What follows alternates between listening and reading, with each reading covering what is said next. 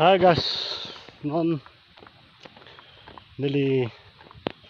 long pen non hem làm bom jo. Hello pick cái lắc ong lo, cái lắc ngang chir, thế mà tổ đập prang bè vàng.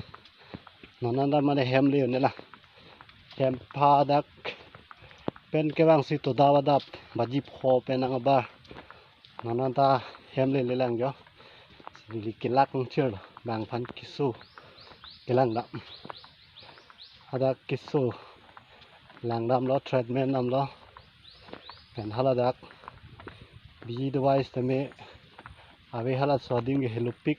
se hala swadim neli dampen treatment dampen adu ve lang lo pen hadak kisu teme miat pen buthot neli pini bang ke hem kache bang thulo jo si toda baji pho pen non baji ke ba baji krisi bak padulu neli non arleng sun bom lo yo se hem ge le je phan non con là ho 1.5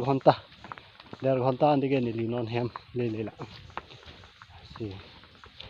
lak pik lo andang chir pik lo ha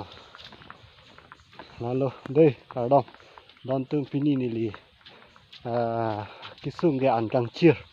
ke la lang kang it la lo tab dang phan kisu kimi der ja phan pot muni da pran si ki the po si hala so dim nili dam lo si da kisu stime non bangke ni et pen kem ka chi bang thulo dei ho kardom